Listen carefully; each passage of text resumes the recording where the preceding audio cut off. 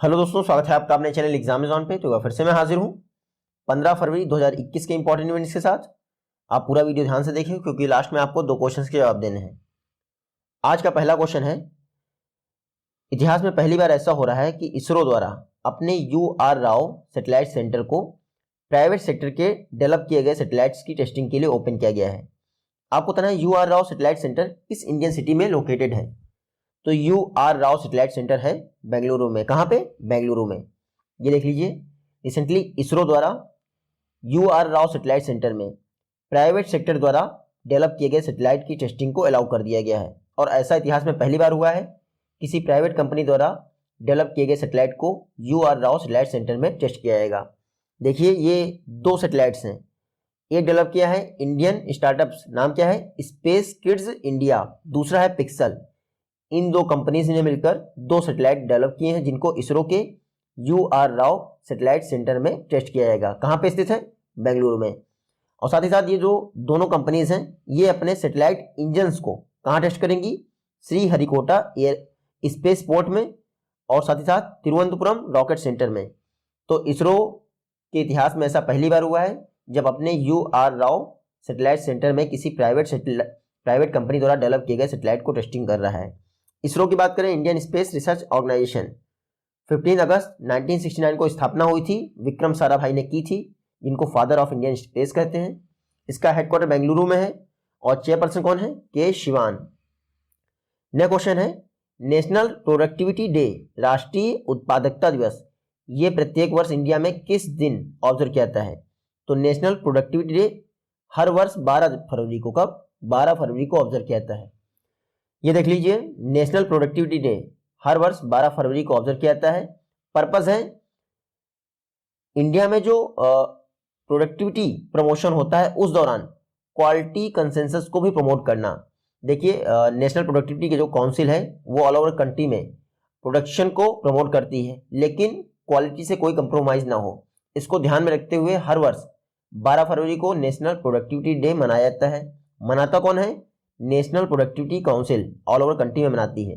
ये किस मिनिस्ट्री के तहत कार्य करती है? Ministry of commerce and industry, जिसके मिनिस्टर कौन है? पीयूष गोयल। 12 फरवरी को नेशनल प्रोडक्टिविटी डे मनाया गया। 12 फरवरी को ही इस बार पूरी दुनिया ने लूनर न्यू ईयर भी सेलिब्रेट किया है, आपको याद रखना है। नेशनल प्रोडक्टिविटी काउंसिल की बात करें तो 1958 में स्थापना हुई थी।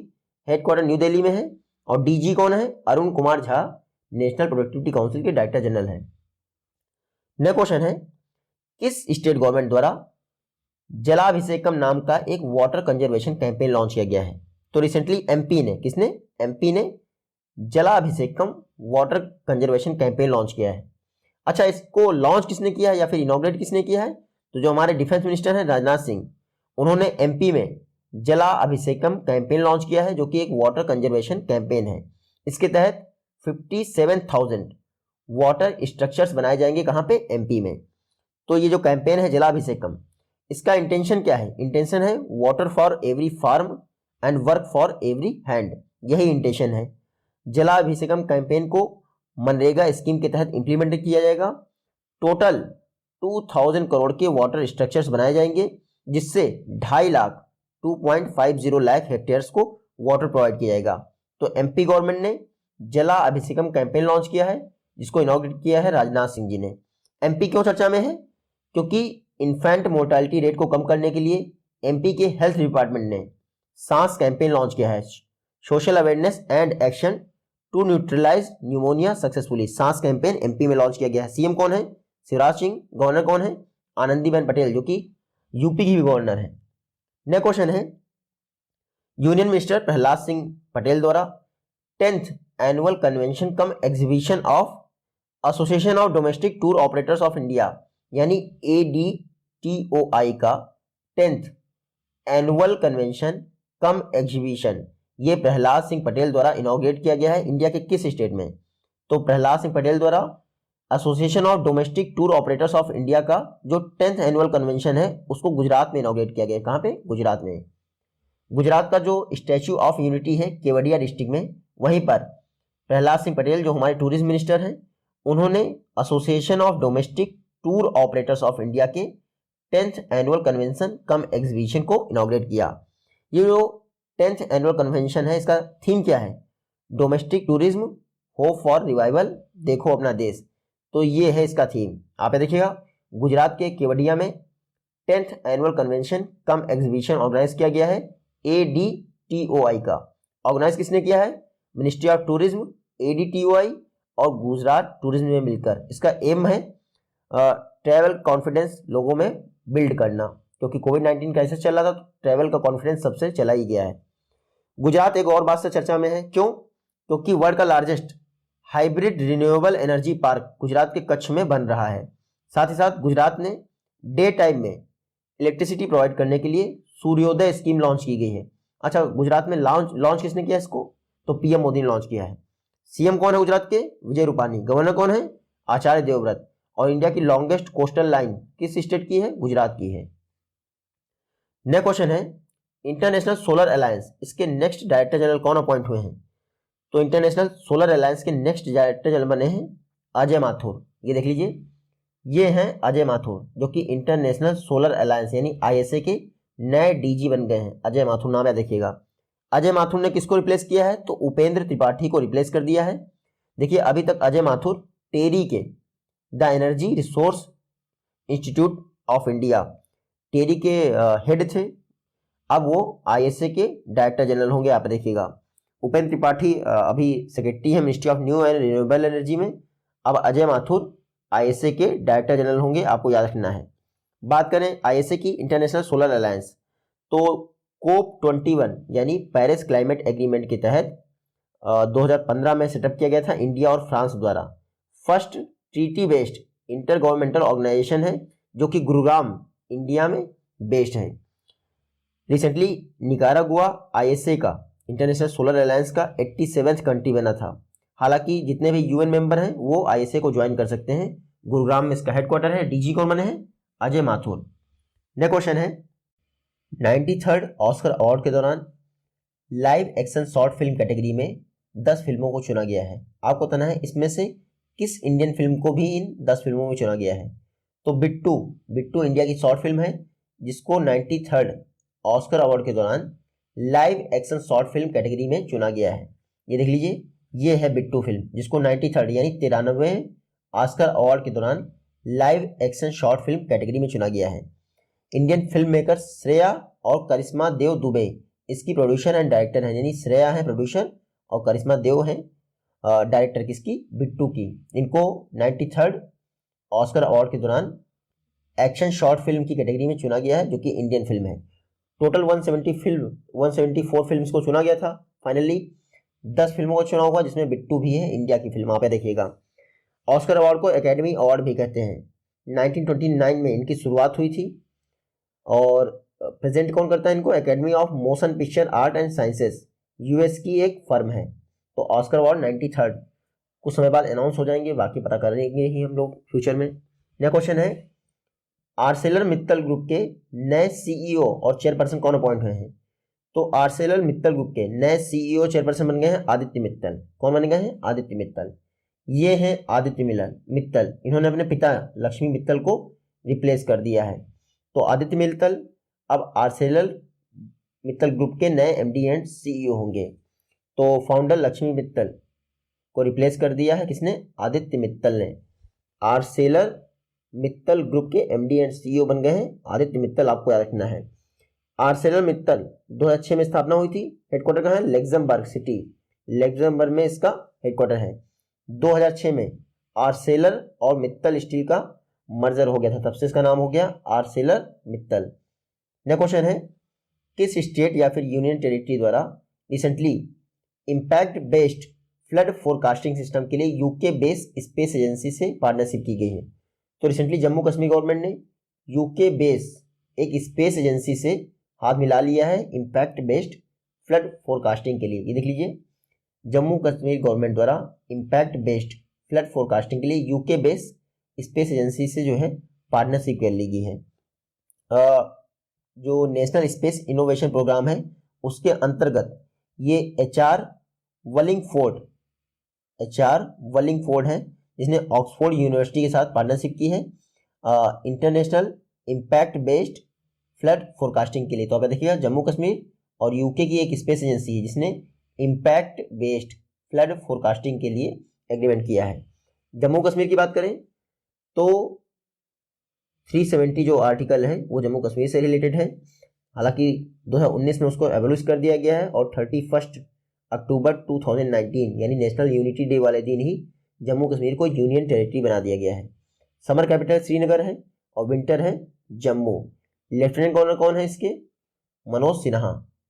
नेक्स्ट क्वेश्चन है, गवर्नमेंट ऑफ इंडिया द्वारा national B keeping and honey mission के लिए 500 करोड़ का एलोकेशन किया गया है। आपको पता है national B keeping and honey mission के लिए जो 500 करोड़ दिए गए हैं ये कितने वर्षों के लिए दिए गए हैं? तो टोटल 3 वर्षों के लिए ये 500 करोड़ दिए गए हैं। आप सबको पता ही है आत्मनिर्भर भारत अभियान के तहत national B keeping and honey mission announce किया गया था 500 करोड़ का। ये देख लीजिए 500 करोड़ दिए गए हैं 3 वर्षों के लिए, 2020 से लेकर 2023 तक के लिए। इसमें जो फर्स्ट ईयर है यानी 2020 से 21 के लिए, इसके लिए 150 करोड़ दिए गए हैं। आपको ये अलग से याद रखना है। National B keeping and honey mission 500 crore दे दिए गए हैं। नेशनल बी कीपिंग मिशन का मेन पर्पज है स्वीट रिवॉल्यूशन को इंडिया में प्रमोट करना, और नेशनल बी कीपिंग मिशन को इंप्लीमेंट कौन कर रहा है? National bee board. आप देखिएगा आत्मनिर्भर भारत अभियान जो लॉन्च हुआ था 2020 में, उसी के तहत नेशनल बी कीपिंग मिशन को इंप्लीमेंट किया जा रहा है। इसके तहत 2 world class state of art यानी हनी टेस्टिंग लैब बनाई जाएंगी। कहाँ पे? एक तो बनाई जाएगी नेशनल डेयरी डेवलपमेंट बोर्ड का जो मुख्यालय है आनंद गुजरात में, और दूसरा बनाई जाएगी IIHR institute of horticulture research Bengaluru में। तो 2 world class Honey testing laboratory बनाई जाएंगी, एक NDDB में और दूसरी IIHR में। आपको याद रखना है। तो 500 करोड़ याद रखिएगा नेशनल हनी मिशन के लिए। नेक्स्ट क्वेश्चन है, किस कार मेकर कंपनी ने ज्योति मल्होत्रा को इंडिया में अपना मैनेजिंग डायरेक्टर अपॉइंट किया है? तो ज्योति मल्होत्रा रिसेंटली वॉल्वो की MD बने हैं। कहाँ पे? इंडिया में। देखिए ज्योति से कंफ्यूज मत होइएगा, नाम में जब मैं पिक डाली तो ये बंदे का पिक आया है। तो ज्योति मल्होत्रा को वॉल्वो कार्स इंडिया द्वारा अपना नया मैनेजिंग डायरेक्टर अपॉइंट किया गया है इंडिया में।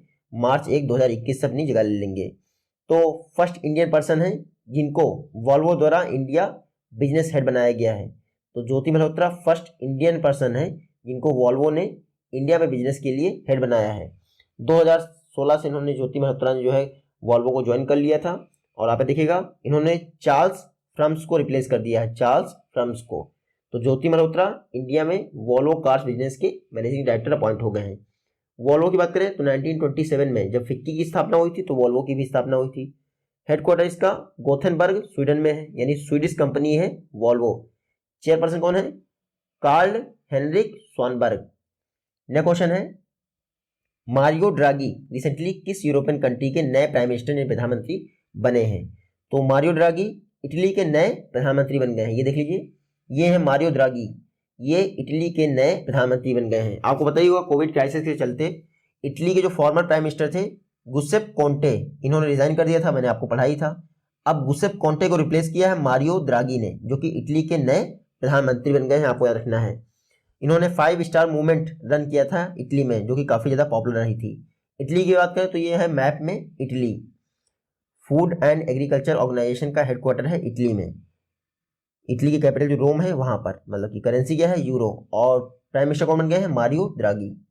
नेक्स्ट क्वेश्चन है, ऑक्सफोर्ड स्टूडेंट यूनियन की फर्स्ट हेड बनी है, फर्स्ट इंडियन वुमेन है जो हेड बनी है। आपको बताना उनका नाम क्या है? तो ऑक्सफोर्ड स्टूडेंट यूनियन की फर्स्ट इंडियन वुमेन हेड बनी है रश्मि सामंत। कौन बनी है? रश्मि सामंत। ये देख लीजिए, ये है रश्मि सामंत, ये फर्स्ट इंडियन वुमेन हेड बनी है ऑक्सफोर्ड स्टूडेंट यूनियन की। जैसे हमारे यहाँ स्टूडेंट यूनियंस होते हैं डिफरेंट यूनिवर्सिटीज में, वैसे ऑक्सफोर्ड में भी हैं। तो जो ऑक्सफोर्ड का स्टूडेंट यूनियन है उसकी हेड बनी है रश्मि सामंत, जो कि फर्स्ट इंडियन वुमेन है ऑक्सफोर्ड स्टूडेंट यूनियन को हेड करने वाली। आपको इतना याद रखना है। ये देख लीजिए, president elect the Oxford student union plans and lobby. ये तो खैर इंपॉर्टेंट नहीं है, लेकिन इंपॉर्टेंट ये है कि ऑक्सफोर्ड द्वारा इस बार Hindi word of the year किसको चुना गया है? आत्मनिर्भरता। इंग्लिश के लिए कोई वर्ड नहीं चुना है ऑक्सफोर्ड ने। अब ऑक्सफोर्ड यूनिवर्सिटी की जो स्टूडेंट यूनियन है उसकी हेड बन गई है रश्मि सामंत, और ये फर्स्ट इंडियन है इस पद को धारण करने वाली।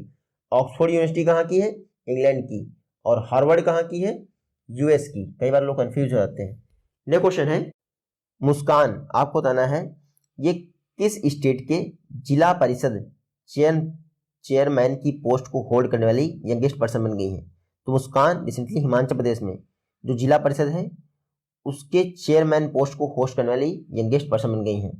ये देख लीजिए, ये है मुस्कान। मात्र 21 वर्ष की आयु में ये हिमाचल प्रदेश में जिला परिषद की चेयरमैन बन गई हैं। तो हिमाचल प्रदेश में रिसेंटली इलेक्शन हुए थे जिला परिषद के चेयरमैन के लिए।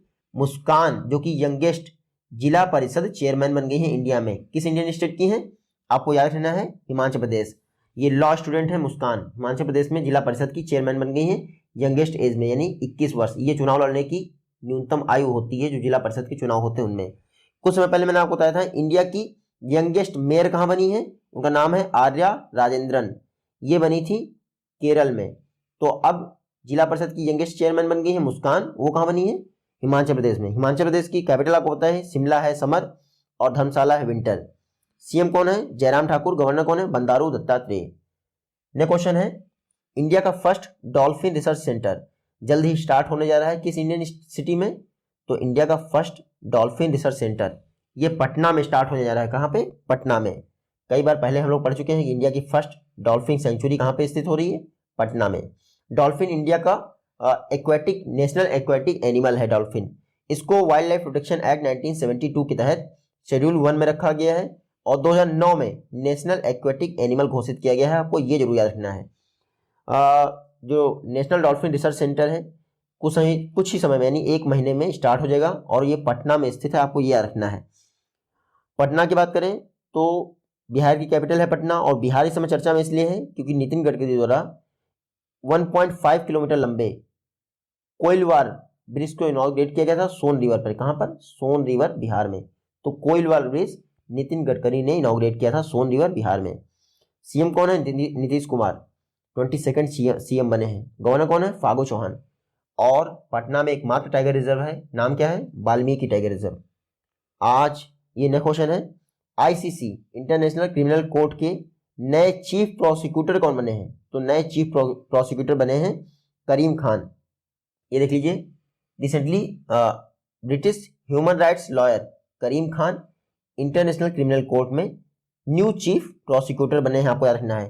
खान ने रिप्लेस किया है फाटो बेनसौदा को। फाटो बेनसौदा को खान ने रिप्लेस कर दिया। ये है करीम खान।